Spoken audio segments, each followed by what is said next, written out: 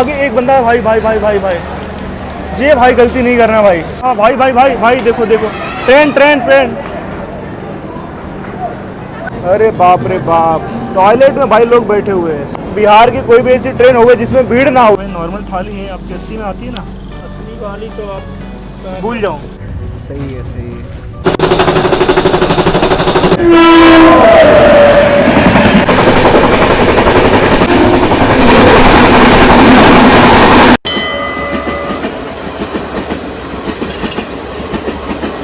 Hello and welcome back to one more blog. तो कैसे हैं आप लोग भाई, आशा करता हूँ बहुत अच्छे होंगे। स्वागत है आपका एक और वीडियो में, और वंस अगेन एक और भाई ब्यूटीफुल ट्रेन जर्नी शुरू होने वाली है मध्य प्रदेश के जबलपुर रेलवे स्टेशन से महाराष्ट्र के छत्रपति शिवाजी महाराज टर्मिनस तक। ट्रेन हमारी है भाई 12187 जबलपुर से छत्रपति शिवाजी महाराज टर्मिनस की गरीब रथ। और भाई आज का जो हमारा सफ़र शुरू होने वाला है जबलपुर से अराउंड रात के 7:50 के यहाँ से डिपार्चर है। कल अराउंड 12 सवा 12 बजे ट्रेन अपने को छत्रपति शिवाजी महाराज टर्मिनस छोड़ेगी। इस पूरे सफर में जो हमारी ट्रेन है अराउंड 992 किलोमीटर का जो सफर है वो तय करने वाली है। इसके लिए भाई अराउंड 16 घंटे 30 मिनट का कुछ समय लगने वाला है। इस सफर में जो हमारी ट्रेन है अराउंड 13 हॉल्ट लेने वाली है। तो चलिए भाई मेरे साथ आप इस खूबसूरत से सफर का आनंद लीजिए। आगे बढ़ने से पहले भाई कमेंट में आप ये जरूर बताइए कि आप ये वीडियो कहाँ से देख रहे हो। साथ में भाई अगर मेरे एफर्ट अच्छे लगे तो वीडियो को लाइक करके चैनल को सब्सक्राइब कर देना, क्योंकि ऐसे मैं बहुत सारी वीडियोस यहाँ पे लाने की कोशिश करता हूँ और आगे भी करता रहूँगा। 7:19 और जो हमारी ट्रेन यहाँ से डिपार्ट करने वाली है अराउंड 7:50 पे। बाकी ये अपना भाई जबलपुर रेलवे स्टेशन का प्लेटफॉर्म नंबर 1 है। यहाँ पे डॉर्मेट्री है जिसके बारे में भाई पूरी डिटेल वीडियो चैनल पे पड़ी हुई है, आप जाके एक बार देख लेना। सामने भाई काफ़ी प्यारा सा एक यहाँ पे लोकोमोटिव खड़ा है, एक इंजन खड़ा है।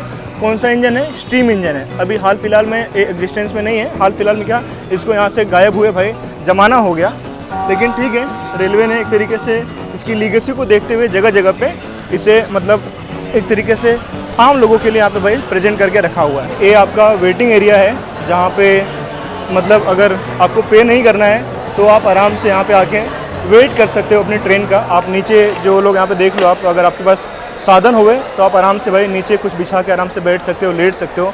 और अगर आपको लेटना ना होवे तो यहाँ पे भाई बैठने के लिए इनफ चेयर अवेलेबल है। फिर भी भाई ये भीड़ को देखते हुए ऐसा लग रहा है कि ये भी भाई पर्याप्त नहीं है।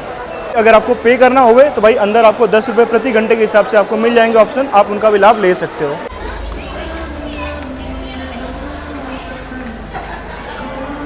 यहाँ पे प्लेटफॉर्म नंबर 1 पे जैसे कि मैंने आपको बताया कि अगर आपको पे करके स्टे करना हुए तो 10 रुपये प्रति घंटे के हिसाब से यहाँ पे आप ढूंढोगे तो आपको मिल जाएगा। क्योंकि अभी मैं वहाँ पे स्टे नहीं किया हूँ तो इसलिए मैं वहाँ पे नहीं जा रहा हूँ, क्योंकि समय का भी थोड़ा अभाव है। बाकी हमारे साथ डॉर्मेट्री में भाई जो अंकल जी रुके थे उन्होंने बताया कि यहाँ पे ऐसी सुविधा अवेलेबल है।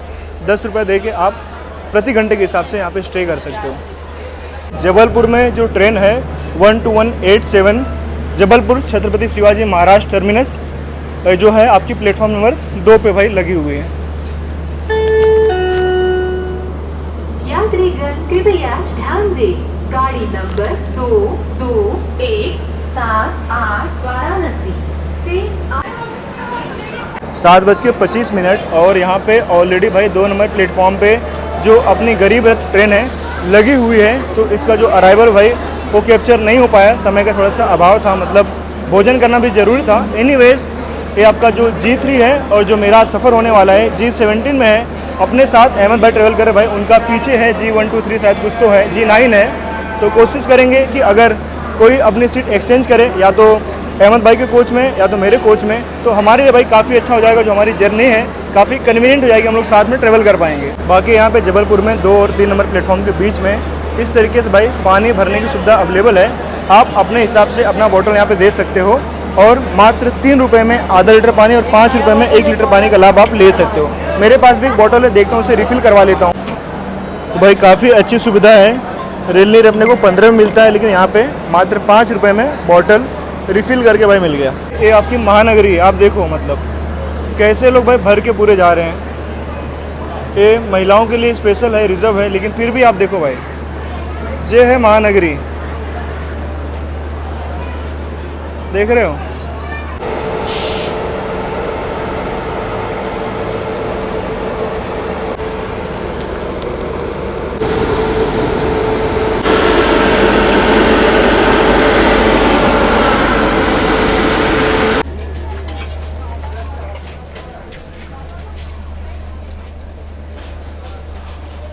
7:47, 3 मिनट और ट्रेन यहाँ से डिपार्ट करेगी। और ये अपना है इकोनॉमी कोच। यही अपना इकोनॉमी कोच नहीं भाई, पूरे गरीब रथ में बस इकोनॉमी के कोचेज़ हैं। और यहाँ पे काफ़ी मुझे थोड़ा सा कंफर्ट दिख रहा है G17 में। बाकी आगे G9 G10 में काफ़ी रश था भाई, मतलब मुझे लग रहा है कि वहाँ पे वेटिंग वाले भी काफ़ी ज़्यादा होंगे। यहाँ पे एटलीस्ट मुझे ऐसा उम्मीद है कि सीट बराबर लोग रहेंगे। बाकी हमारी जो सीट है आज भाई 80 नंबर की सीट है, साइड अपर 80 नंबर की सीट यहाँ पे बैठने के लिए आप यहाँ पे बैठ सकते हो अभी के लिए। लेकिन मैं भी भाई थोड़ा सा डिपार्चर कैप्चर कर लेता हूँ। इंटीरियर इकोनॉमिक क्लास का जैसा होता है भाई वैसा ही है। 80 सीट होती है मतलब एक कोच में, और सबसे लास्ट में मेरी सीट है। तो इस तरीके से रात भर अगर लोग आएंगे तो मेरी नींद भाई कहीं ना कहीं यहाँ पे बाधित होगी। सबसे पहले मैं आपको ट्रेन का इंटीरियर दिखा देता हूँ। तो ये आपका भाई पैसेज एरिया है, यहाँ पे वॉश बेसिन में पानी आ रहा है, डस्टबिन है। मैं हमेशा से रिकमेंड करता हूँ कि आप इसका इस्तेमाल करो। फायर एक्सटिंग्विशर है, मैं उम्मीद करूँगा कि चलता होगा।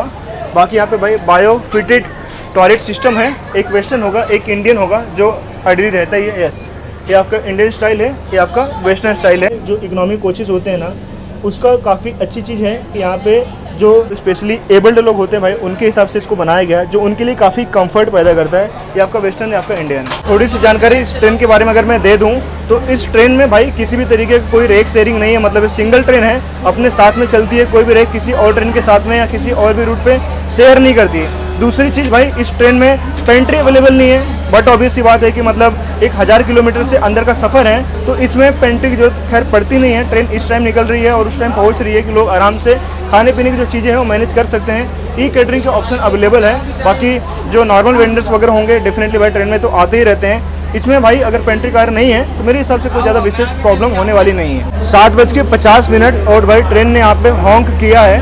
अब मेरा डब्बा इतना ज़्यादा पीछे है कि मुझे जो सिग्नल है वो भी दिखाई नहीं पड़ेगा, लेकिन हाँ मुझे सुनाई दिया कि ट्रेन ने भाई हॉन्क किया। बहुत ही भाई यहाँ पे जोरदार बारिश हो रही है जबलपुर में, काफ़ी मतलब आज बारिश हुई दिन में भाई। सीवेज का पानी आके डॉर्मेट्री में भर गया था। ट्रेन यहाँ से डिपार्ट कर रही है जबलपुर से। बाकी जैसा मैंने आपको बताया कि आज जबलपुर में भाई बहुत ही भयंकर बारिश हुई है। और आपने बेड़ा घाट वाले अगर वीडियो देखे होंगे डेफिनेटली भाई आपको पता चला होगा, जो हमारा डॉर्मेट्री का जो रूम था भाई पूरा भर गया था। इवन वहाँ पे सीवेज का जो पानी है वो आके पूरा जमा हो गया था, जिससे हमें भाई काफ़ी डिस्कम्फर्ट हुआ। बट एनीवेज सफ़र है भाई, चीज़ें होती रहती हैं। बाकी हाँ, अगर आगे इसी तरीके से बारिश होगी तो शायद रिकॉर्ड करने में काफ़ी समस्या हो जाए। और ट्रेन से टपकती है बूंदें, ये बूंदें नहीं भाई पूरी धारा है। ये इशारा है कि आगे एक बंदा है भाई भाई भाई भाई भाई ये भाई गलती नहीं करना भाई, ये गलती नहीं करना भाई, ये गलती नहीं करना भाई, कभी नहीं करना। छोटी सी ज़िंदगी है, छोटी सी ज़िंदगी। किसी ने चेन पुल किया भाई, मतलब मेरी तो भाई सांस अटक गई थी, सच बता रहा हूँ। ये देख रहे हो, साफ बचा भाई, साफ बचा है, साफ बचा है। ऑल थैंक्स भाई जिसने भी खींचा, मतलब उनको पकड़ के बाहर निकाला, जान बच गई भाई, नहीं तो बंदा एकदम अंदर गया हुआ था। कितना भी भाई जल्दी हो गए, बिल्कुल भी आपको इस तरीके से जल्दबाजी नहीं करनी है। ट्रेन छूटे तो छूटे भाई, कोई बात नहीं, दूसरी ट्रेन मिल जाएंगी। 1000 1500 2000 अगर आपका नुकसान होगा भाई कोई बात नहीं, लेकिन इस तरीके से भाई आपको जल्दबाजी नहीं करना है। ट्रेन का टाइम आपको पता है, ट्रेन अपने टाइम पे डिपार्ट कर जाती है, तो ऐसे में इससे जल्दबाजी क्यों ही करना भाई। या तो समय से आओ, या तो अगर ट्रेन छूट रही हो तो भाई छूटने दो, कोई फ़र्क नहीं पड़ता, लेकिन इस तरीके से भाई जल्दबाजी नहीं करना है। वीडियो में बाद में देखूंगा कि मैं कैप्चर कर पाया कि नहीं कर पाया, लेकिन यहाँ पे एक घटना होते होते भाई बची है। एक आदमी कंप्लीट भाई दोनों हाथ दोनों पैर वो गिर गया था, मतलब और घसीट रहा था इस तरीके से। लोगों ने भाई उससे बाहर निकाला, नहीं तो शायद कोई बड़ी घटना यहाँ पे घट जाती थी मतलब। और भाई मैं हमेशा से रिकमेंड करता हूँ, हर वीडियो में मैं कहता हूँ कि इस तरीके से भाई कोई भी जल्दबाजी अपने को नहीं करना है। वंस अगेन भाई ट्रेन हमारी स्टार्ट हुई है, तो 7:50 पर स्टार्ट हो गई थी, लेकिन बीच में रुकना पड़ा। कोई बात नहीं भाई, ट्रेन रुकी तो रुकी, मतलब किसी की ज़िंदगी बच गई, जो काफ़ी मायने रखती है। सबका भाई अपना एक परिवार है, हर कोई अपने परिवार में या तो पति है, या तो बेटा है, या बाकी उसकी जो जिम्मेदारियां हैं वो अपनी जिम्मेदारियां निभा रहा है। उन जिम्मेदारियों को निभाने के लिए भाई उसका जीवित रहना बहुत ज़रूरी है।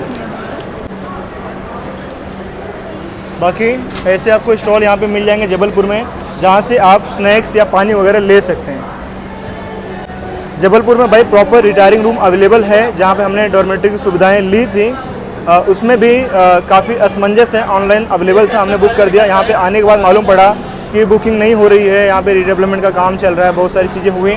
मेरे एब्सेंस में मैं नहीं था, मैं भेड़ाघाट गया था वहाँ पे धुआंधार कवर करने। बाकी मुझे अहमद ने बताया कि यहाँ पे बहुत कांड हो गया था। एनीवेज चीज़ें तो भाई चलते रहती हैं, लेकिन मेरे हिसाब से किसी और को भी भाई हाँ भाई भाई भाई भाई देखो देखो ट्रेन ट्रेन ट्रेन।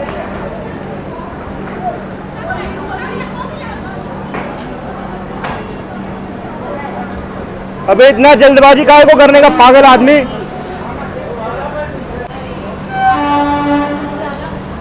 देखिए भाई एक और गिरते गिरते बचा। लोग सच में भाई ना बड़े ही मतलब क्या बोलूँ मैं। अभी ये जबलपुर भाई यहाँ से स्किप हो रहा है। अभी सामने से एक लोकोमोटिव अपना जा रहा है, खाली लोकोमोटिव भाई, कोई भी मतलब अपने साथ में कैरी नहीं कर रहा है, कोई भी रैक कैरी नहीं कर रहा है। एनीवेज रात भाई ज़्यादा है, तो ऐसे में बाहर खड़े रहना उचित भी नहीं है, मेरे लिए भी नहीं, बाकी लोगों के लिए भी नहीं। अपनी सुरक्षा अपने हाथों में है, बाकी लोगों की भी सुरक्षा भाई कहीं ना कहीं अपने हाथों में होती है, जाने अनजाने।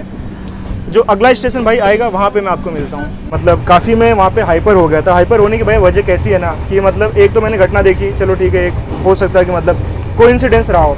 दूसरी घटना भाई सेम सफ़र में देखने के बाद में कहीं ना कहीं भाई माथा ठनक जाता है कि लोग इतनी तरीके से भाई गलतियाँ कैसे कर सकते हैं, मतलब कि इतनी जल्दबाजी क्यों ही करना। मैं हमेशा से कहता हूँ भाई, और आपको सभी को पता होता है, ट्रेन अगर जगह छोड़ देवे ना तो उसके पीछे नहीं भागना चाहिए भाई, बिल्कुल भी नहीं भागना चाहिए। क्योंकि काफ़ी बार ऐसा होता है 99 ओकेजन में आप साथ ट्रेन पकड़ लोगे, लेकिन एक ओकेजन में अगर गलती से भी हाथ फिसला, पैर फिसला और आप अगर ट्रेन के बीच में आए और वहाँ पे अगर आसपास कोई नहीं रहा तो आपको कोई नहीं बचा सकता।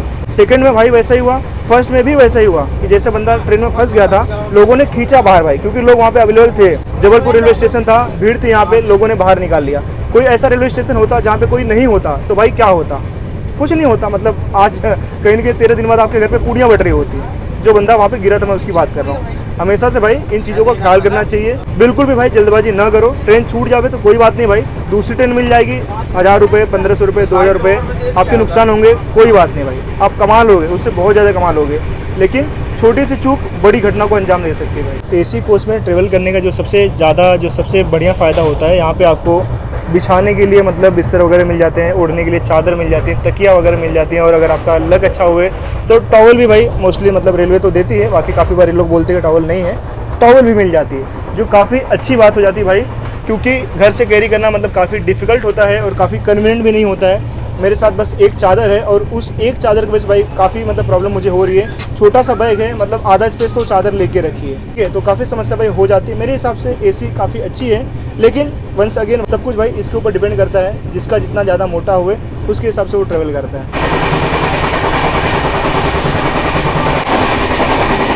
तो भाई अराउंड 92, अरे वाह क्या बात है भाई, क्या बात है।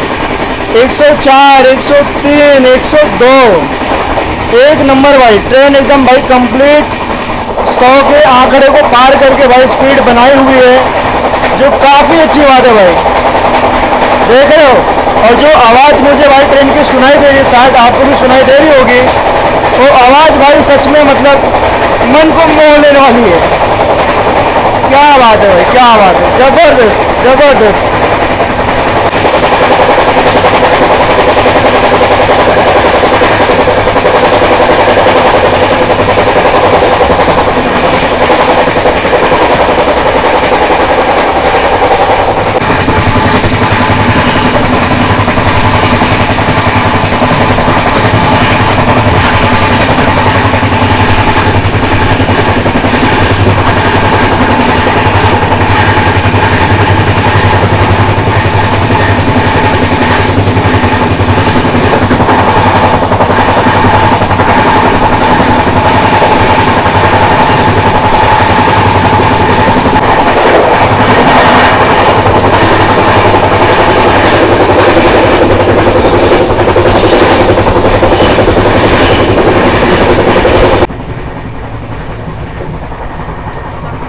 भले ही ट्रेन में पेंट्री कार अवेलेबल ना होके, लेकिन ट्रेन में भाई इस तरीके से आपको साइड पेंट्री वाले लोग मिल जाएंगे, जो समय समय पे चीज़ें आपको भाई सर्व करते रहेंगे। जैसे यहाँ पे चाय आई है, तो अभी ट्रेन जबलपुर से निकली भाई, और सबसे पहला जो हॉल्ट है वहाँ पे भी हम अभी नहीं पहुँचे हैं, लेकिन फिर भी यहाँ पे भाई चाय आ गई। बाकी हाँ, घड़ी भाई मेरी ब्लर कर रही है, होता है 8:26।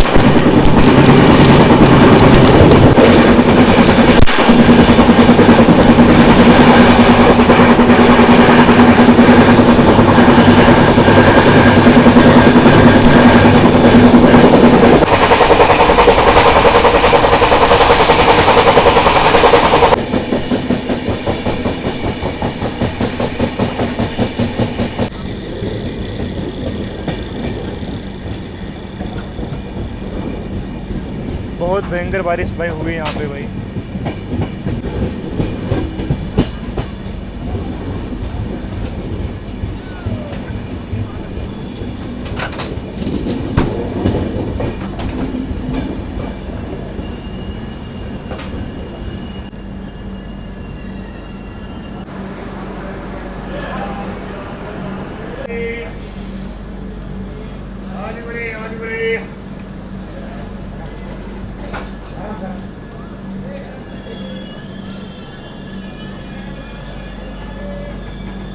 आज 8:42 और अपने निर्धारित समय से लगभग 14 से 15 मिनट की देरी से ट्रेन हमारी भाई पहुंच चुकी है श्रीधाम रेलवे स्टेशन। और श्रीधाम पहुंचने तक ट्रेन ने भाई लगभग 52 किलोमीटर जो सफ़र है वो तय कर लिया है। बाकी श्रीधाम में टोटल 3 ही प्लेटफॉर्म है और जो अपनी ट्रेन है भाई वो आपकी प्लेटफॉर्म नंबर 3 पे आई है। बाकी यहाँ पे भाई खाने पीने की चीज़ें आपको मिल जाएंगी। वड़ा लिया भाई, पाव वगैरह इसके साथ में नहीं है, मतलब जो भी चीज़ें भाई यहाँ पे आप देख लो। अगर आपको लगे अगर आपने जबलपुर में कुछ नाश्ता वगैरह अगर नहीं किया रहेगा तो आप श्रीधाम में भाई डेफिनेटली खाने की कुछ चीज़ें ले सकते हैं। श्रीधाम पे भाई आर्डिली ट्रेन के आने का जो समय होता है 8:27 का होता है। 1 मिनट के हॉल्ट के बाद में ट्रेन भाई यहाँ से 8:28 पे डिपार्ट कर जाती है। लेकिन आज चूँकि 12-13 मिनट की देरी से ट्रेन चल रही है इसलिए ट्रेन यहाँ पे भाई 8:40 पे आई है। थोड़ी सी जानकारी भाई मैं अगर श्रीधाम रेलवे स्टेशन के बारे में अगर मैं दे दूँ तो जो श्रीधाम का स्टेशन कोड है SRID। यहाँ पे टोटल 3 प्लेटफॉर्म है। अपनी ट्रेन प्लेटफॉर्म नंबर 3 पे आई थी। यहाँ से कोई भी ट्रेन भाई ओरिजिनेट नहीं होती, यहाँ पे कोई भी ट्रेन यहाँ पे टर्मिनेट भी नहीं होती है। वेस्ट सेंट्रल इसका जो जोन है और उसका जो डिवीज़न है जबलपुर है। श्रीधाम में भाई अराउंड 32 कुछ ऐसी ट्रेनें हैं जो यहाँ पे रुकती हैं, हॉल्ट लेती हैं। हमारी भी ट्रेन उनमें से एक है, यानी कि 12187 जबलपुर छत्रपति शिवाजी महाराज टर्मिनस गरीब रथ।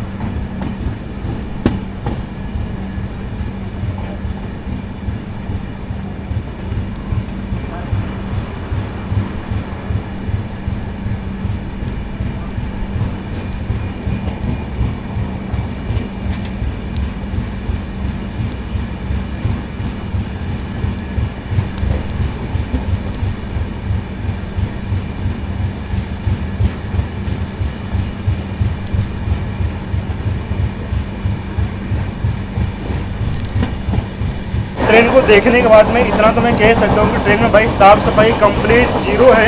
ट्रेन अभी जबलपुर से स्टार्ट हुई है लेकिन भाई साफ़ सफाई एकदम ना के बराबर है। तो पता नहीं भाई जो भी है, लेकिन मेरे हिसाब से ट्रेन थोड़ी साफ़ सफाई डिजर्व करती है।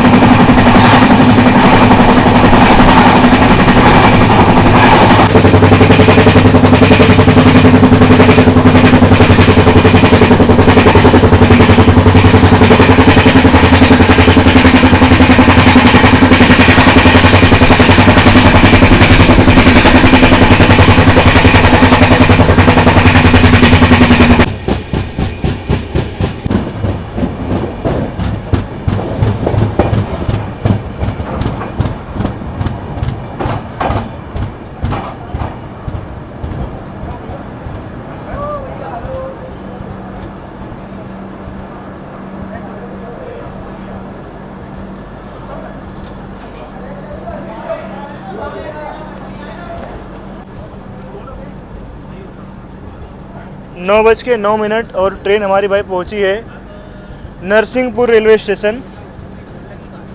तो अराउंड यहाँ आने तक ट्रेन ने अराउंड 84 किलोमीटर का जो अपना सफ़र है वो तय कर लिया है। जबलपुर से निकलने के बाद में सबसे पहला जो अपना हॉल्ट था श्रीधाम, और श्रीधाम के बाद में भाई जो अपना सेकेंड हॉल्ट है वो अपना है नरसिंहपुर। ट्रेन के आइडली यहाँ पे जो पहुँचने का समय होता है 8:48 का होता है। 2 मिनट के हॉल्ट के बाद में ट्रेन यहाँ से भाई 8:50 पे डिपार्ट कर जाती है। लेकिन ट्रेन आज हमारी 20 मिनट की देरी से चल रही है। बाकी ट्रेन में किसी भी तरीके भाई कोई भी पेंट्री कार नहीं है, तो इस तरीके से साइड पेंट्री वाले जो भी है आपके लिए खाना वगैरह अवेलेबल करवाएंगे। थाली वगैरह भाई एक नॉर्मल जो स्टैंडर्ड थाली होती है 80 रुपये की मिलती है, और जो डिलक्स थाली होती है उसके लिए 120 रुपीज़ चार्ज करते हैं। अगर आपको स्पेशल पनीर वगैरह की अगर डिमांड होगी तो मेरे हिसाब से शायद उसके लिए अलग से आपको पे करना पड़ेगा। लेकिन भाई वही 80 वाली थाली 120 में बेचते हैं और 120 वाली थाली 150 में बेचते हैं। तो अगर कोई आवाज़ नहीं उठाता है तो इसी तरीके से भाई ओवर चार्जिंग होते रहती है और हर जगह होती है जब तक कि कोई आवाज़ नहीं उठाता है।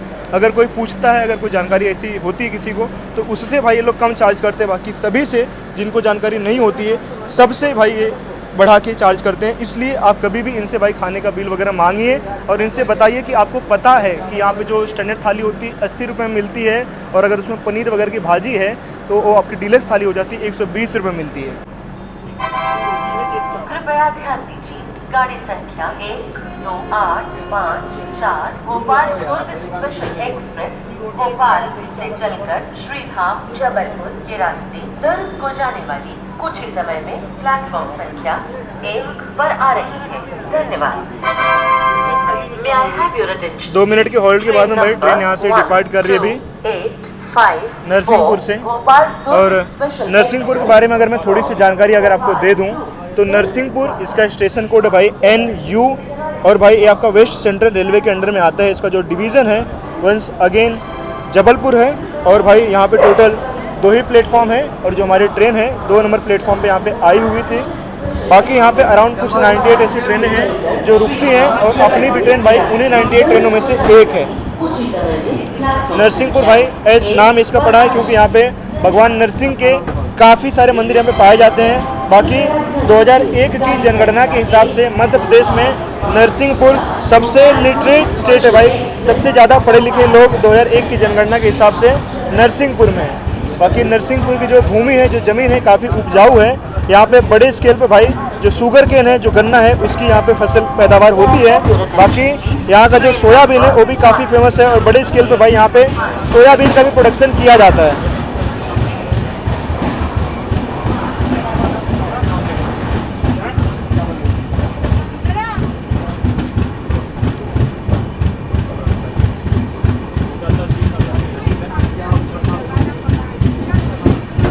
कुछ चीज़ें हैं जो यहाँ पे भाई लगा के रेलवे रखती है आपकी जानकारी के लिए। आपके पास अगर समय हुआ करे तो इन्हें पढ़ लिया करो, काफ़ी काम की चीज़ें रहती हैं।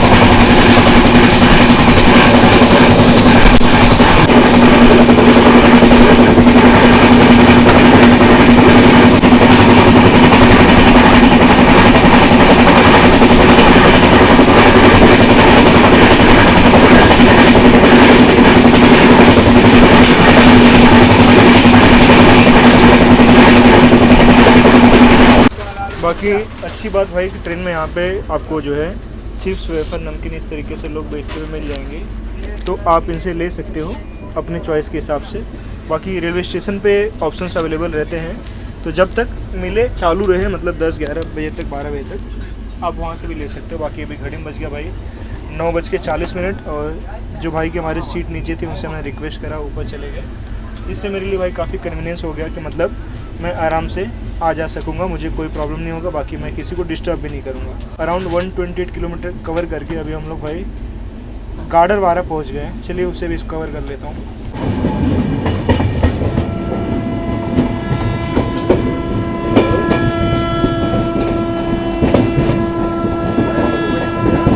गाडरवाड़ा में हमारी ट्रेन जहाँ पे जा रही है,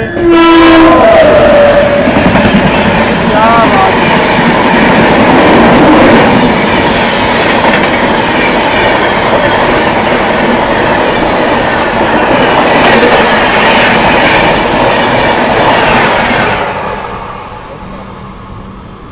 एक नंबर भाई क्रॉसिंग अपने को मिली है। बाकी गाडरवाड़ा पहुँच चुके हैं हम लोग भाई।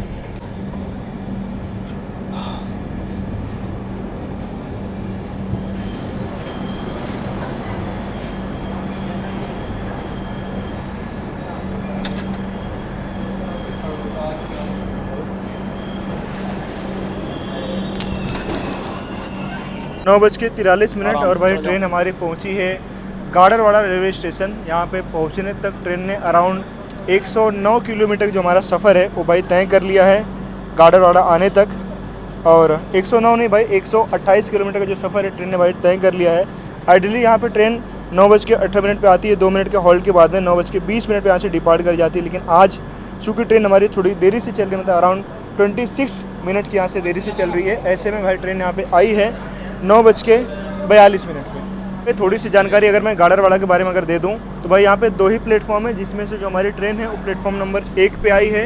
यहाँ से भाई कोई भी ट्रेन ओरिजिनेट नहीं होती, यहाँ पे कोई भी ट्रेन टर्मिनेट भी नहीं होती, क्योंकि 2 ही मिनट का हॉल्ट होता है। ऐसे में भाई काफ़ी ख्याल करना पड़ता है कि मतलब बात करने के चक्कर में ट्रेन यहाँ से निकल ना जावे। इसीलिए भाई मैं कोशिश करता हूँ कि ट्रेन में बैठे बैठे ही आपको जो चीज़ें हैं। ट्रेन ने भाई हॉन्क किया एज सच। जहाँ पे हमारा कोच आया भाई कुछ भी ऐसा खाने पीने जैसा नहीं है, शायद आगे कुछ होवे तो होवे। छोटा सा रेलवे स्टेशन है, यहाँ पे होने और न होने की गुंजाइश लगभग एक बराबर ही होती है। गाडरवाड़ा में भाई 2 ही प्लेटफॉर्म है और जो हमारी ट्रेन है वो 2 नंबर प्लेटफॉर्म पे आई है। इसका जो जोन है आपका वेस्ट सेंट्रल है और इसका जो डिवीज़न है जबलपुर है। यहाँ से कोई भी ट्रेन ओरिजिनेट नहीं होती है, कोई भी ट्रेन यहाँ पे भाई आके टर्मिनेट नहीं होती है। बट अराउंड 43 कुछ ऐसी ट्रेनें हैं जो यहाँ पे रुकती हैं, हॉल्ट लेती हैं, और हमारी भी ट्रेन भाई उसमें से ही एक है। गाडरवाड़ा का जो स्टेशन कोड है वो आपका GAR है। और एक भाई यहाँ पे छोड़ने के लिए आया था, काफ़ी नर्वस था। होता है भाई, जब हम अपनों को कहीं ना कहीं छोड़ने आते हैं तो हम थोड़े से नर्वस हो जाते हैं।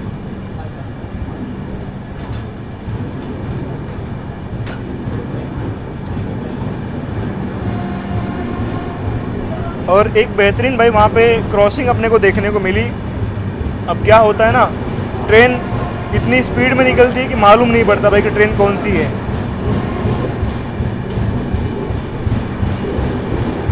मालूम पड़ जाएगा धीरे धीरे, कोई बात नहीं।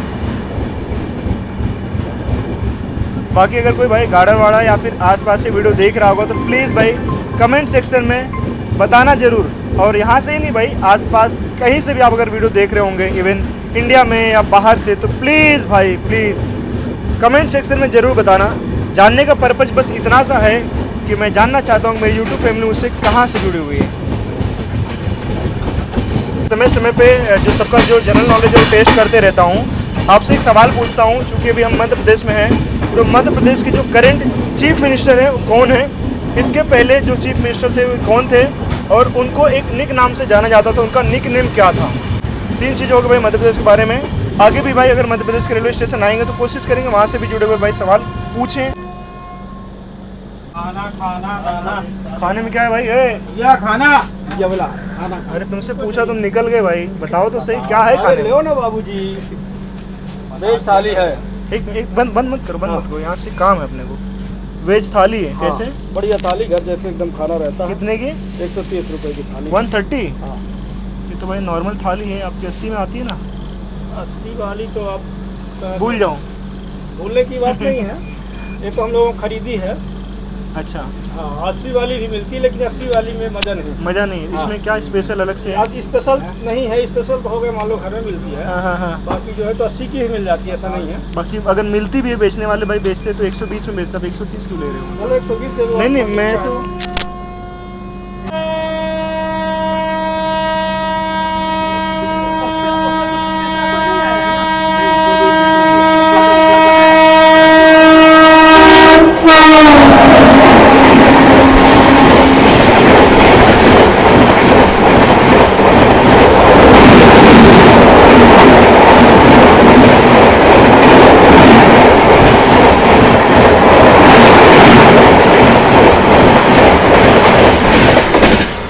एक नंबर भाई क्रॉसिंग हुई यहाँ पे, एक नंबर भाई, दिल खुश हो गया, मतलब एकदम मज़ा आ गया भाई। जे है भाई रेलवे, जे है इंडियन रेलवे भाई, क्या बात है।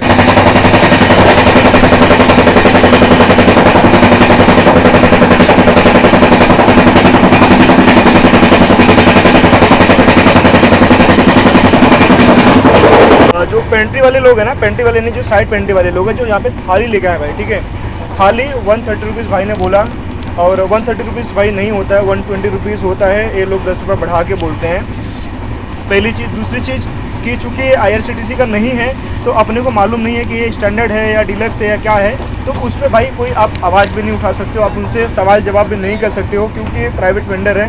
हाँ, इनके लिए भी एक रेट कार्ड भाई फिक्स होता है कि आप इससे ज़्यादा नहीं बेच सकते, बट भाई डेफिनेटली ये लोग बेचते हैं। बाकी आपको ट्रेन में इस तरीके से चीज़ें भाई आपको मिल जाएंगी, आप अपनी सुविधा के अनुसार या ज़रूरत के हिसाब से ले सकते हो। साइड पेंट्री में जैसा मैंने आपको बताया, सब कुछ आपको मिलेगा, बिल्कुल टेंशन फ्री होकर आप सफ़र करो। थोड़ा सा मैं आपको रूट एक्सप्लेन कर देता हूँ। तो जो हमारी ट्रेन थी जबलपुर से भाई निकली शाम को 7:50 पे, आप इसे शाम के या रात के, ये जो भी है। उसके बाद में सबसे पहले श्रीधाम आया, उसके बाद में नरसिंहपुर, उसके बाद में गाड़रवाड़ा, आपका पिपरिया इसके बाद आएगा, इसके बाद में इटारसी आएगा, और फिर हरदा, खंडवा से होते हुए भुसावल, जलगांव, मनमाड़ से होते हुए भाई नासिक, कल्याण, दादर सेंटर, और लास्ट में अपना CSMT या फिर छत्रपति शिवाजी महाराज टर्मिनस। दोपहर में 12:20 पे अपनी ट्रेन पहुंचेगी। अभी के लिए भाई ट्रेन अराउंड कुछ 34 मिनट की देरी से चल रही है, लेकिन मैं श्योर हूँ कि रात में ट्रेन अच्छे से कवर कर लेगी, ज़्यादा डिले भाई होगा नहीं, क्योंकि स्पीड अगर आप यहाँ पे देख पाओगे तो अराउंड 107 106 की स्पीड ना ट्रेन अभी मेंटेन करके रखी हुई है भाई, देख रहे हो। 100 ओ भाई साहब 114, क्या बात है, 109, 7, 10, बेहतरीन भाई, बेहतरीन। और हाईएस्ट भाई अगर मुझसे अगर कोई पूछे ना, तो मैंने एक बार देखा था महानगरी में सफ़र कर रहा था, 130 तक भाई टच करी थी महानगरी, 130 132 मैंने रिकॉर्ड करा कहीं, तो किसी वीडियो में होगा। मुझे सच में बहुत अच्छा लगा था, क्योंकि महानगरी ने 130 क्रॉस करा। इस गरीब रथ के बारे में एक चीज़ मतलब बहुत ही सिंपल है, बहुत ही आसान भाषा में, मुझे भी ज़्यादा मेहनत नहीं करना पड़ा। 20 डब्बे इसमें हैं, और 20 के 20 डब्बे भाई 3 टायर इकोनॉमी के हैं, G1, G2, G3, G4, G5, G6 से लेके G20 तक। जो हमारा कोच है G17 है, 3 डब्बे और हैं, मतलब G20 तक भाई इसमें है। बाकी इसके अलावा इसमें कोई भी डब्बा नहीं है, ना इसमें जनरल है, ना इसमें 3 टायर इकोनॉमी है, ना 2 टायर इकोनॉमी है, ना ही इसमें फर्स्ट क्लास का कोई भी डब्बा है। तो गरीब रथ मतलब प्रॉपर गरीब रथ 3 टायर इकोनॉमी के साथ। 10:10 और दिन भर का जो शेड्यूल था भाई ना, काफ़ी टाइट था। मतलब सुबह आने के बाद में हमारी जो ट्रेन शेड्यूल से जबलपुर आई अराउंड 7 साढ़े 7 बज गया था। उसके बाद में आपने देखा कि मतलब किस तरीके से थोड़ा सा ब्रेक लेने के बाद में मैं गया भाई धुआंधार एक्सप्लोर करा अच्छे से, बेड़ाघाट अच्छे से एक्सप्लोर करा। काफ़ी भयंकर बारिश हुई भाई, लेकिन जो नज़ारे थे काफ़ी दिलचस्प थे, और जितनी भी मतलब तकलीफ़ें हुई मतलब उसे देखने के बाद में कहीं ना कहीं मुझे काफ़ी रिलीफ मिला। साथ में भाई काफ़ी थक गया हूँ, तो अभी आगे जो पिपरिया आएगा उसे मैं स्किप करूँगा, थोड़ा सा मैं लेटता हूँ। 11:20 पे या 11:30 बजे अपने को इटारसी मिलेगा, तो इटारसी में भाई अपन मिलते हैं।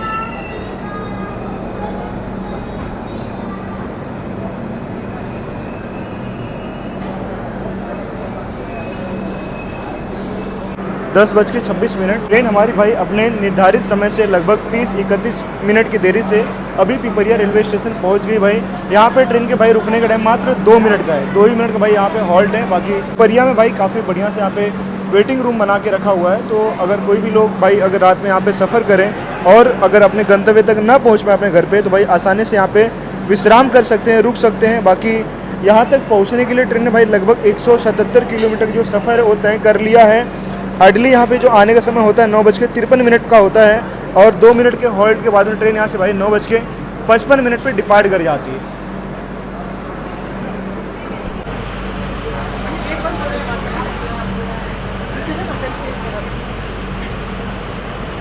दो मिनट के होल्ड के बाद में 10:29 पे भाई ट्रेन हमारी यहाँ से डिपार्ट करी पिपरिया से। पिपरिया के बारे में थोड़ी सी जानकारी अगर मैं आपको दे दूँ भाई, तो यहाँ पे टोटल 3 प्लेटफॉर्म है और जो हमारी ट्रेन है यहाँ पे आई भाई 2 नंबर प्लेटफॉर्म पे। बाकी बहुत ही मूसलाधार भाई यहाँ पे बारिश शुरू हो गई है और जो लोग भाई आप देख पा रहे हो यहाँ पे लोग यहाँ से भाई भाग के कहीं न कहीं छाँव लेने की कोशिश कर रहे हैं और मैं भी अंदर हो जाता हूँ, नहीं तो जो हमारा फ़ोन है वो भीग जाएगा।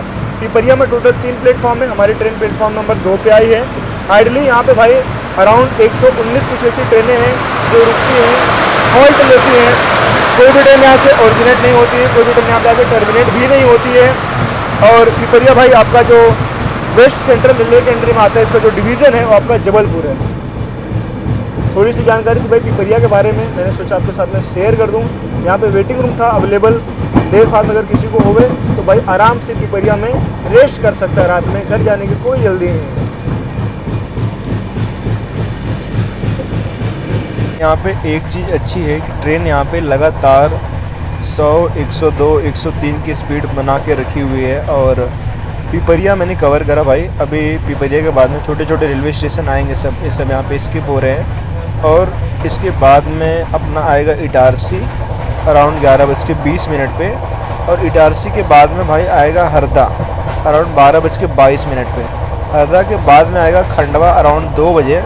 मेरे हिसाब से तब तक जागना पॉसिबल नहीं हो पाएगा। खंडवा के बाद में भुसावल, जलगांव और मनमाड़, तो मेरी कोशिश होगी भाई मनमाड़ में उठा जाए और आगे कवर किया जाए। फ़िलहाल अभी जगह हो तो शायद हरदा अपना भाई कवर अच्छे से हो जाएगा। बाकी इसके पहले पिपरिया में अराउंड आधे घंटे का भाई यहाँ पे डिले था और वंस अगेन ट्रेन ने शायद कवर कर लिया है। 11 मिनट की डिले है। मुझे ऐसा लग रहा है अगर इसी स्पीड से चलती रही तो जो अपना इटारसी है समय से पहले आ जाएगा। बगरतवा तक ट्रेन पहुंच गई है, पहुंच जाएगी भाई आराम से। ट्रेन कंप्लीट इकोनॉमी है, पूरे इकोनॉमी के कोचेज इसमें हैं। और अगर आप सर्च करोगे तो जो आज मेरी जो सीट है वो 80 नंबर सर्च करोगे, मतलब मैं आगे बता रहा हूँ, आज जो मेरी जो सीट है ना वो 80 नंबर है। और जो इकोनॉमी के जो कोचेज होते हैं ना उसमें अराउंड कुछ 83 मतलब सीट होती हैं। और जो नॉर्मल 3 टायर के कोचेज होते हैं ना उसमें 72 सीट्स होती हैं। तो 72 और 83 जो आपकी 11 सीट इकोनॉमी में बड़ी हैं, जिसमें मैं अभी ट्रैवल कर रहा हूँ इस डब्बे में, गरीब रथ में G17 में।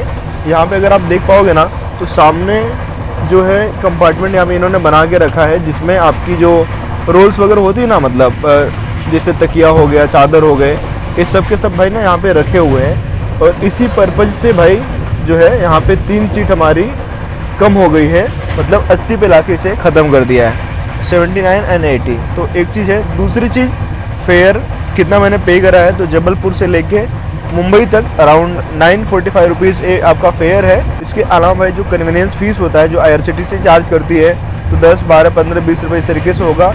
अगर आप विंडो से कराते हो तो 945 पे करना पड़ेगा, बाकी ऑनलाइन 10, 15, 20 रुपये बढ़ जाते हैं। देख रहे हो भाई सही है, सही है।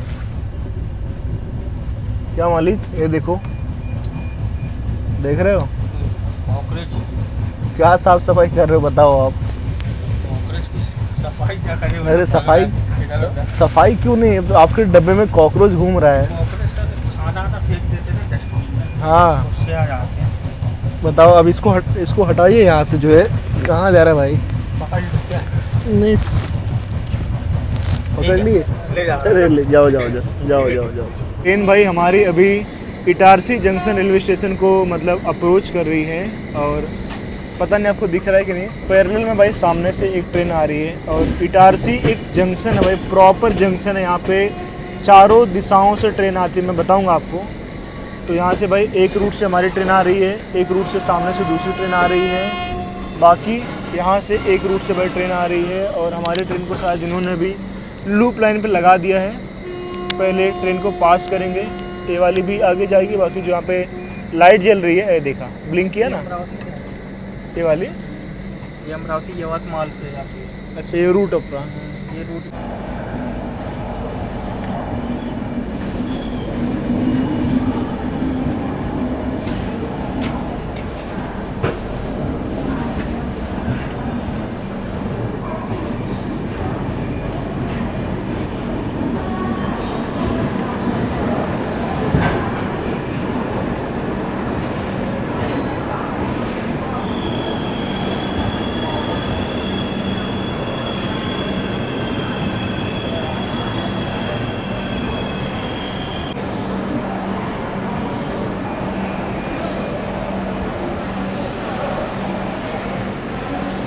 अपने निर्धारित समय से लगभग 2 से 3 मिनट की देरी से ट्रेन हमारी पहुंची है इटारसी जंक्शन रेलवे स्टेशन। और भाई इटारसी में प्लेटफॉर्म नंबर 5 पे ट्रेन आई है अपनी। यहाँ पे टोटल 8 प्लेटफॉर्म है, 8 प्लेटफॉर्म में से जो अपनी ट्रेन है प्लेटफॉर्म नंबर 5 पे आई है। सामने भाई एक ट्रेन लगी हुई है गोरखपुर यशवंतपुर एक्सप्रेस है। और कभी भाई डेफिनेटली मैंने अभी तक इसमें सफ़र नहीं किया है, ज़रूर करेंगे। बाकी आइडली यहाँ पे भाई ट्रेन के आने का जो समय होता है रात के 11:20 का होता है। 10 मिनट के हॉल्ट के बाद में ट्रेन यहाँ से 11:30 पे डिपार्ट कर जाती है। लेकिन आज ट्रेन 1-2 मिनट का भाई डिले है, दैट इज़ टोटली फाइन। यहाँ पे ट्रेन भाई अपने समय से 10 मिनट के बाद में यहाँ से डिपार्ट कर जाएगी। बाकी यहाँ पे भी भाई इस तरीके से वाटर बॉटल भाई भरने की जो सुविधाएं अवेलेबल है, आप इन सुविधाओं का लाभ ले सकते हो। लेकिन अभी रात हो गई शायद इसलिए बंद है। मेरे हिसाब से काफ़ी कन्वीनियंट हो जाता है, क्योंकि यहाँ पे ठीक ठाक भाई सेविंग हो जाती है। यहाँ पे सांची मिल्क पार्लर है, जहाँ पे आपको श्रीखंड, छेना, खीर, रबड़ी, फ्लेवर्ड मिल्क, लस्सी, दही, पेड़ा, गुलाब जामुन, रसगुल्ला और कुकीज़, ये सब भाई आपको 5 नंबर प्लेटफॉर्म पे मिल जाएंगे। बाकी रात के समय मेरे हिसाब से खाली चाय रहेगी। हाँ भाई खाली चाय है ना? कैसे है? 10 रुपये। ठीक है, थोड़ा राउंड मार के आता हूँ फिर लेता हूँ। गर्म है ना? तो थोड़ी सी जानकारी भाई अगर मैं इटारसी के बारे में दूँ तो इसका जो स्टेशन कोड है ET, यहाँ पे टोटल 400 कुछ ऐसी ट्रेनें हैं भाई जो यहाँ पे हॉल्ट लेती हैं, जो रुकती हैं, जो अपने आप में बहुत बड़ी संख्या है। यहाँ पे टोटल 8 प्लेटफॉर्म है, जिसमें से हमारी जो ट्रेन है प्लेटफॉर्म नंबर 5 पे आई है। इसका जो जोन है भाई ये आपका वेस्ट सेंट्रल है और इसका जो डिवीज़न है वो आपका भोपाल है। 11:30 बजे अराउंड भाई 11:26। फिर भी यहाँ पे जो स्टॉल वगैरह है भाई प्रॉपर तरीके से खुले हैं। तो आप यहाँ से भाई बिस्किट वगैरह या फिर जो भी स्नैक्स वगैरह हुए, पानी वगैरह हुए, आप यहाँ से ले सकते हो। बाकी समोसे वगैरह भी भाई यहाँ पे दिख रहे हैं। मेरे हिसाब से भाई यहाँ पे गर्मा गर्म समोसे वगैरह भी और बाकी सारी जो चीज़ें हैं खाने पीने की भाई आपको यहाँ पे मिल जाएंगी। 11:30-12 बजे तक भी भाई आपको इटारसी में चीज़ें मिल जाएंगी। प्लेटफॉर्म नंबर 3 से गोरखपुर यशवंतपुर यहाँ से डिपार्ट कर रही है। और भाई यहाँ भी अच्छी खासी बारिश हो रही है। तो हम लोग जबलपुर से चले थे भाई, जबलपुर में बहुत ही मूसलाधार बारिश हुई। उसके बाद में जहाँ तक भी हमको सफ़र में मिला भाई बारिश ही बारिश अपने को देखने को मिला है। इटारसी के बाद में हरदा आएगा, जो शायद मैं स्किप कर दूं, बट अभी मुझे नींद नहीं आ रही है तो हरदा भी मैं कवर कर लूँगा। हरदा के बाद में खंडवा आएगा अराउंड 2:20 या 2:30 बजे, शायद खंडवा स्किप हो जाएगा। उसके बाद में भुसावल आएगा रात में, उसके बाद में मनमाड़ वगैरह। तो जो भी बाकी के जो रेलवे स्टेशन है कोशिश करेंगे भाई कवर किया जाए। लेकिन वंस अगेन भाई नींद है, अब नींद लग सकती है, नहीं भी लग सकती है। अगर मेरा मन करे तो भाई डेफिनेटली मैं जगा रहूँगा, लेकिन अभी नींद को मैं रोक नहीं पाऊँगा। तो देखते भाई वो समय बताए। 11:37। अभी भी भाई हमारी ट्रेन यहाँ से डिपार्ट नहीं करी है इटारसी से। लेकिन बारिश एकदम भाई खतरनाक मूसलाधार बारिश जिसे कहते हैं ना, MP में भाई कंप्लीट मूसलाधार बारिश हो रही है। मुंबई तक टोटल 992 किलोमीटर का भाई हमारा सफ़र होने वाला है, जिसमें से अराउंड 244 किलोमीटर जो हमारा सफ़र है वो पूरा हो चुका है इटारसी आने तक। ये भाई 4 नंबर पे ट्रेन आई है और पवन एक्सप्रेस, क्या बात है भाई, लोकमान्य तिलक जयनगर पवन एक्सप्रेस। डेफिनेटली भाई कभी कवर करेंगे। अभी इसी तरीके से भाई प्लान करेंगे, कोई तो जर्नी उठाएंगे। कमेंट सेक्शन में डेफिनेटली मैं रेफ़र करूँगा, तो जो भी आपके मन में होवे आप कमेंट सेक्शन में भाई जर्नी डालते जाइए। आपको कौन सी ट्रेन देखनी है, जहाँ पे मेजॉरिटी होगी डेफिनेटली भाई सबसे पहले वही जर्नी मैं लेके आऊँगा। साथ में बाजू में भाई एक ट्रेन आई है, क्या बात है, बैक टू बैक भाई यहाँ पे अराइवल हो रहा है। दानापुर एक्सप्रेस है भाई, एकदम परफेक्ट। क्या बात है, क्या बात है, क्या बात है। अरे बाप रे बाप, टॉयलेट में भाई लोग बैठे हुए हैं। सही है भाई, सही है। देख रहे भाई, ये है दानापुर एक्सप्रेस भाई, सिकंदराबाद दानापुर। मतलब बिहार की कोई भी ऐसी ट्रेन होवे जिसमें भीड़ ना होवे, मुझे आप बता दो कि बिहार की ट्रेन उसमें भीड़ नहीं है। तो ये है भाई सवाल जो लोग करते हैं ना, मतलब अभी फिलहाल के लिए भाषा के ऊपर काफ़ी विवाद चल रहा है। मैं बोल रहा हूँ नॉर्थ के जितने भी नेता लोग हैं ना भाई, खाली राजनीति कर रहे हैं और कुछ नहीं है। पर्सनली बता रहा हूँ भाई, कोई शौक से अपना घर बार या कोई भी चिड़िया भाई शौक से अपना घोंसला नहीं छोड़ती है, ठीक है। शौक से कोई भी चिड़िया अपना घोंसला नहीं छोड़ती है, खाने की तलाश में ही बाहर निकलती है। अगर घोंसला मजबूत होवे, खाना अगर वहाँ पे अवेलेबल होवे, तो कोई भी भाई कहीं पे बाहर नहीं जाएगा। तो भाई व्यक्तिगत रूप से मैं इतना ही कहना चाहूँगा कि अगर साधन अवेलेबल कराएं, मतलब राजनीति छोड़ के भाई, राजनीति के लिए कोई ना कोई मुद्दा उठा लेते हैं, पब्लिक को आपस में भड़का के एक तरीके से, लेकिन कोई भी भाई परमानेंट सोल्यूशन लेकर नहीं आता है कि रोजगार किस तरीके से बढ़ाया जाए। अभी हाल फिलहाल में मैंने देखा बिहार में एक कोई बहुत बड़ा उद्योजक था, कोई बहुत बड़ा बिजनेसमैन था, मतलब रात में अराउंड 11:30-12 बजे बंदा आया और वहाँ पे भाई उसका मतलब एक तरीके काम खत्म हो गया। तो आप सोचिए मतलब सिचुएशन अगर इस तरीके की रहेंगी, अगर जो भी इंडस्ट्रियलिस्ट लोग हैं या फिर जो भी बिजनेसमैन है या फिर जो भी वहाँ पे कुछ ऐसे लोग हैं जो वहाँ पे मतलब कुछ रोजगार वगैरह आपके लिए लेके आ सकते हैं, अगर उनकी सुरक्षा भाई अगर वहाँ पे अगर इंश्योर नहीं कराई जाएगी तो भाई डेफिनेटली वहाँ पे कौन जाएगा। और जब वहाँ पे कोई भी इंडस्ट्रीज वगैरह इस्टेब्लिश अच्छे से नहीं होंगी तो लोग भाई मतलब पापी पेट का सवाल है, सबके पास अपना परिवार है, घर द्वार छोड़ के भाई उनको बाहर जाना ही पड़ेगा। और बाहर जाने के बाद वंस अगेन भाई चीज़ें ना मतलब बहुत हो जाती हैं, मेस हो जाती हैं। सोल्यूशन है, अवेलेबल है, लेकिन सच में कोई उस पर ध्यान देना नहीं चाहता।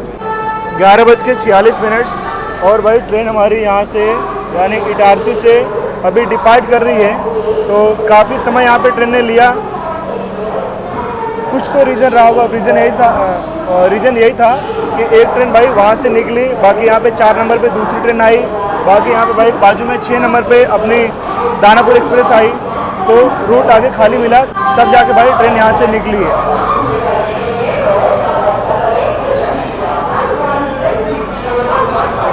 इटारसी आपका एक जंक्शन है, तो यहाँ पे अलग अलग तरीके से अलग अलग डायरेक्शन से ट्रेनें आके मिलती हैं। ये अनाउंसमेंट वाले भाई परेशान कर दिए, लिटरली परेशान कर दिए, मतलब लगातार बोलते रहेंगे भाई।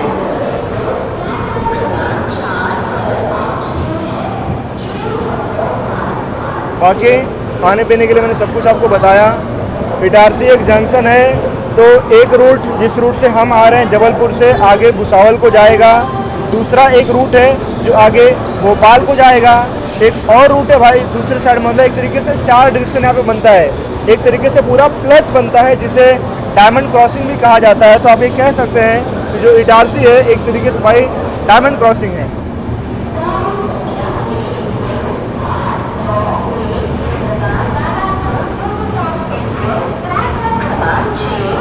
आ चुके हैं ट्रेन नंबर 12 बजे भी भाई यहाँ पे आपको खाने पीने की चीज़ें मिल जाएंगी, बिल्कुल टेंशन फ्री हो गए यहाँ पे रहना।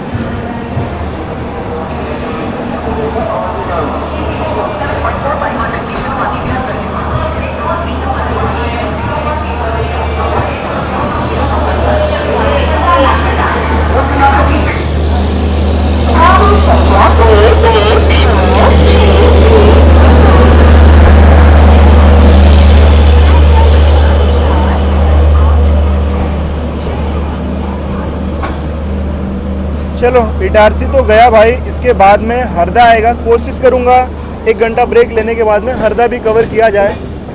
और मेरी तो भाई ऐसी कोशिश होती है कि कोई भी रेलवे स्टेशन छोड़ा ना जाए। बाकी इसके बारे में आपका क्या ओपिनियन है कि मतलब रेलवे स्टेशन सारे कवर करना सही है या फिर बीच बीच में कुछ को स्किप कर देना चाहिए। बाकी इन पशुओं को मैं देखता हूँ भाई, मध्य प्रदेश में मैंने देखा मतलब इस तरीके से घूम रहे रेंडमली, आवारा पशुओं की कैटेगरी में भी इनको गिना जाता है। बड़ी तकलीफ़ हुई और इस तरीके से भाई जो इंसान है मतलब उसमें मैं भी आता हूँ, काफ़ी स्वार्थी प्रवृत्ति का जो जानवर है, जानवर ही हम लोग भाई, क्योंकि मतलब नहीं होता है, अगर पशु दुधारू नहीं है तो उन्हें एवं छोड़ दिया जाता है। एक ट्रेन भाई यहाँ पे लगा के रखा है। मैंने कहा ना कि इटारसी एक जंक्शन है, तो यहाँ पे अलग अलग डायरेक्शन से अलग अलग ट्रेनें आते रहती हैं। एक ही रूट नहीं है, अलग अलग रूट हैं, अलग अलग पटरियाँ हैं, तो डेफिनेटली भाई आना तो बनता है। बाकी ये पैसेंजर है या मालगाड़ी है, इसमें थोड़ा सा असमंजस है। देखो ये दूसरा रूट है, यहाँ से एक और ट्रेन भाई वहाँ पे लगी है। अब ये ट्रेन आगे निकलेगी तो इन दोनों ट्रेनों में से किसी एक को आगे छोड़ेगा। देख रहे हो, एक लाइन भाई ये आपका जो आगे मेरे हिसाब से अकोला को जाती है, बाजू वाली जो लाइन थी वो भोपाल को जाती है, और सामने अभी हम लोग भुसावल को जा रहे हैं।